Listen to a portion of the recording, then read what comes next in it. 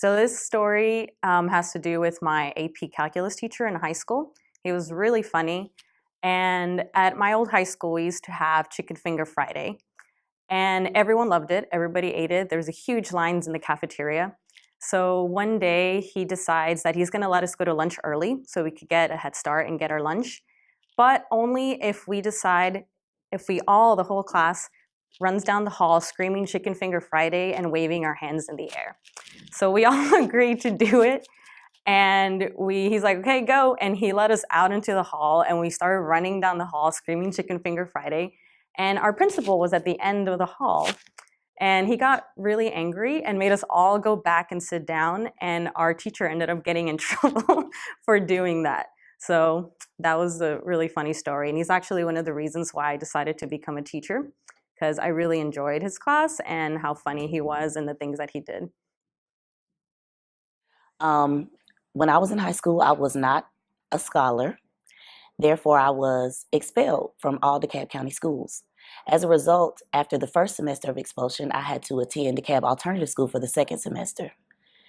In that time, I experienced a school shooting.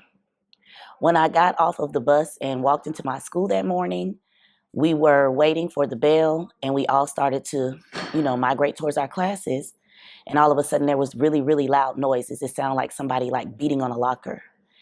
And everybody started to scream and scatter and run. And once we got into, teachers started grabbing us and snatching us into the classrooms and closing the doors. And once we got in the classroom, we found out that a student from my class had shot my English teacher, Dr. Horace Morgan, 7 times in the chest with a .38 special, right when we were walking into school. So the young man who did it, I don't remember his name, but he was a really, really quiet guy, and he was in my 4th period class with Coach Davenport. He often comes here to recruit for the University of Alabama.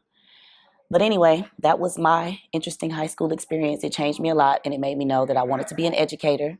I always wanted to be a teacher since I was 7, but when Dr. Morgan was killed, I knew I wanted to be a high school English teacher because he had a PhD and he was, a very intelligent, well-educated man, and he could have been anywhere, but he was at the alternative school with us, the kids that society had rejected.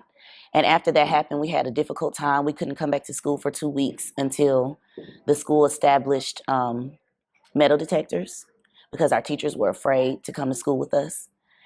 And it was just a traumatic experience. Thank you for letting me share. High school. So since it's prom season, I guess I could tell you this story. My parents were strict. Both my mom and my dad are still married. They've been married for 50 years, but my parents are baby boomers and they are strict old school Southern parents. So when I was in high school, prom season, prom was coming up. I had never been on a date before. I went on my first date when I was 18 years old. I did not talk to boys on the phone. And so one day, this is before prom, before I was 18, a boy called my house from my school who liked me. And I liked him too. And I gave him my number and he called the house and he was like, can I talk to Ingrid? And my dad picked up the phone and said, who? Can I talk to Ingrid? Who? Can I talk to Ingrid? Who? So my dad kept saying, who? So the boy just hung up the phone. And for me, that was so embarrassing. But my dad acted like he didn't know, who I was because, of course, I couldn't talk to boys on the phone. So that is one of my stories. I know that's very different for you all now in high school. You all have a lot of freedom. Back then, things were different for me in my household. My parents were strict. But the point is, I appreciate the strictness because there's a lot going on in the world today. And even though they were strict and I didn't get to do the things that, some of my peers, my classmates did, I really appreciate that to this day. There is value in those lessons that my parents tried to teach me. So now, having said that, I hope you all are listening to some of the lessons that your teachers and your parents are telling you, because even though it seems like we're busting up your fun, we really want the best for you. Take care.